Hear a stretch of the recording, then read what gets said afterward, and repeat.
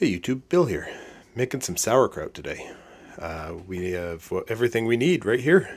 Some cabbage, some salt, something to ferment in, and this one piece of specialized equipment. It is a lid for a mason jar with a spring in it. It's got a little vent right there. And when you fill it up with shredded cabbage, you put it on there, that spring will keep it down. If you don't have that, you need some kind of weight or something just to keep the cabbage submerged as it ferments. So the first step in the process is to peel these outer leaves off.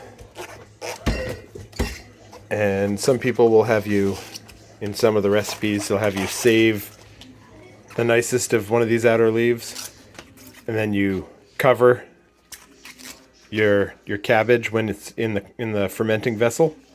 You cut a circle out of it and then make a cover for it, and that's what you put your weights on top of so that your weights don't rest directly on your cabbage. But just pull off the wilty outer leaves. You sacrifice a couple of leaves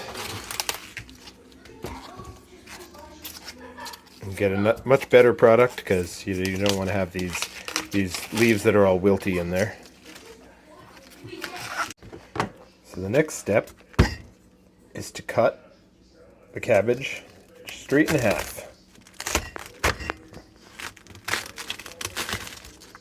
Once you have it cut in half, you cut out the core here, and then you shred the cabbage. The idea of shredding the cabbage is you want it to be fairly thin.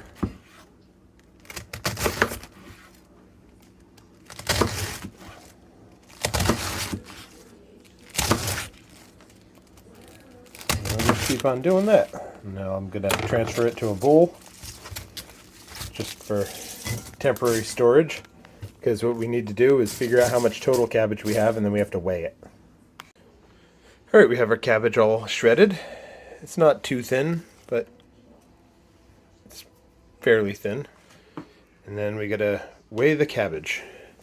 The objective here is what we want is 1.5 to 2 teaspoons of salt for each pound of cabbage. So you can see our weight there. I think the cabbages were roughly about 4.25 pounds for the 2 cabbages that I weighed at the store. Something like that, 4.5.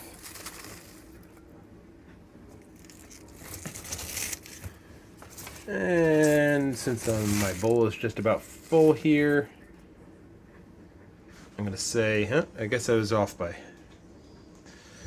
or the scale was off at the store. Who'd have thunk these supermarket scales aren't accurate? Alright, so we got about 5.25 pounds, and we'll add the right amount of salt. We'll do some math. We'll figure this out. So what we get when we multiply 5.25 pounds times 1.8 teaspoons for kosher salt, we end up with 9.5 teaspoons, which is 3 and a little bit tablespoons. So if you were using pickling salt or canning salt or some kind of non-iodized sea salt, the number is probably closer to like 1.4 or 1.5 instead of 1.8. So do your math, figure your number out. And the idea is that we want to have some of the cabbage, and we sprinkle a little bit of salt over it. And then we put another layer of cabbage in there.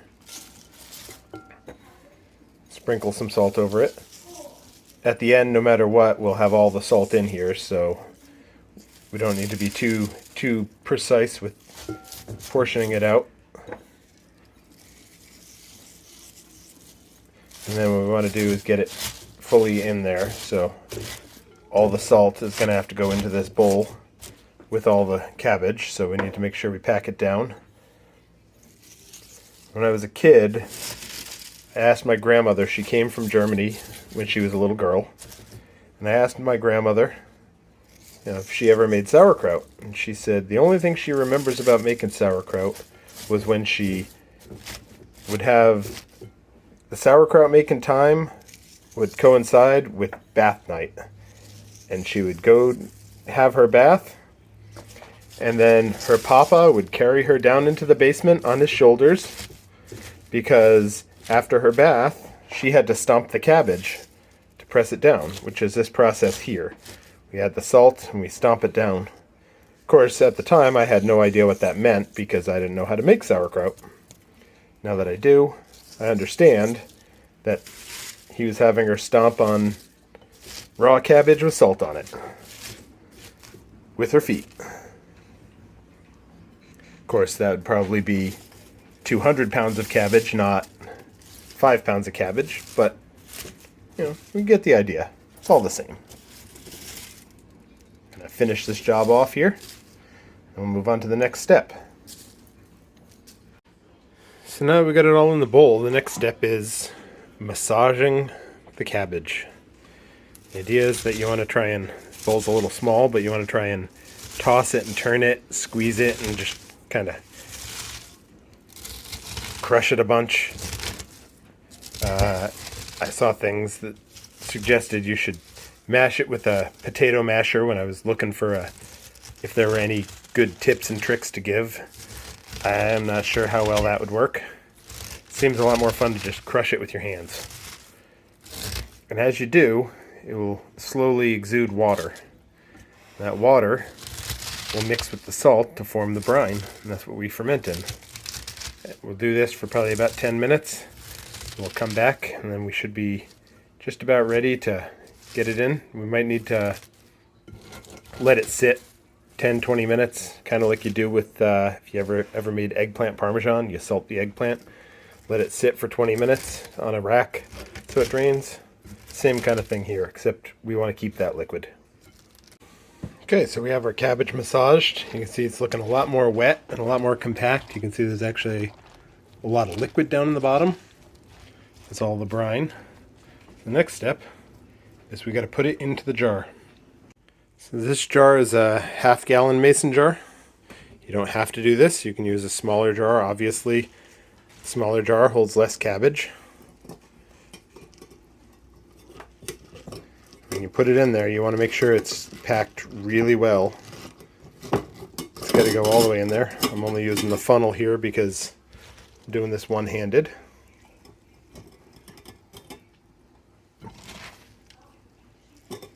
Believe it or not, all this cabbage should fit in this one jar. It needs to be, it shouldn't be packed so tight that there's no space, but you're going to end up putting all the brine on top. So you should be able to get about a head of cabbage into about a quart mason jar.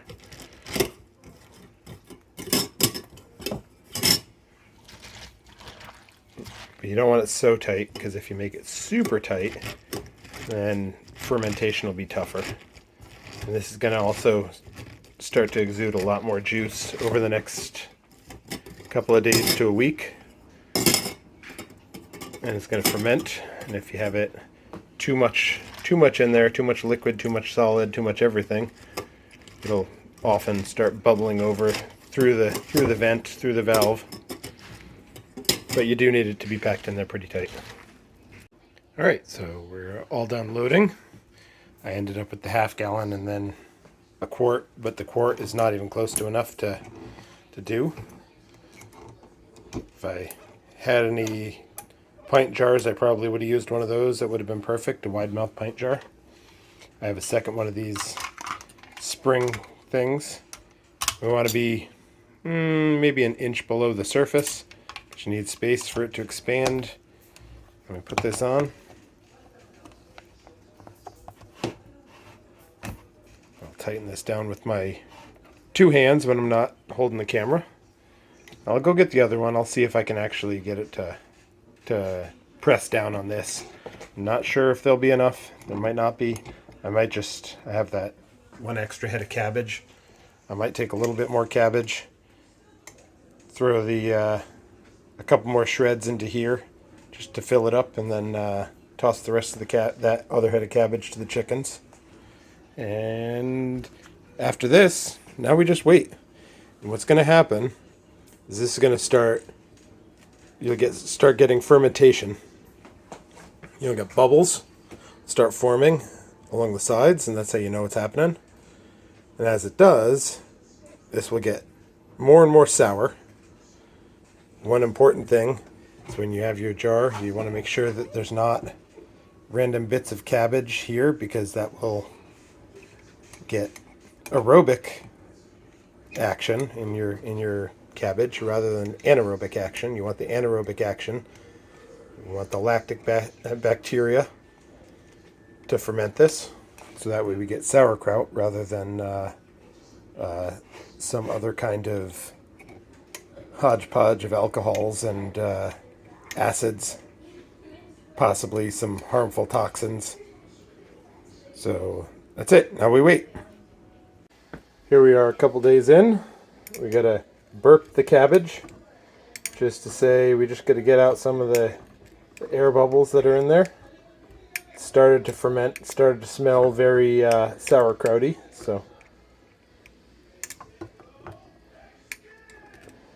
if you don't do this, the air will get trapped down here underneath the leaves, and then the liquid that's being displaced by the air will come bubbling out. That's where that happens. You can see that in the bowl there's some liquid.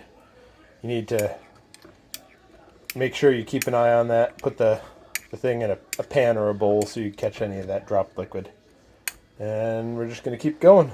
And just, if anyone's curious, this is a machine washable stainless steel chopstick that I use. You can use a wood chopstick or a bamboo skewer or something like that. Just anything that will poke down. Fork, knife. Anything that can get the air out. I'm going to do that and then get the covers back on. And here's what happens if you don't burp the glasses every so often. It starts to bubble up through. So I'm going to go ahead and do that again now. And here's the finished product. Sour, salty, and delicious. So when it comes to the cabbage going on sale for St. Patrick's Day, stock up, make some sauerkraut. Let me know how it goes.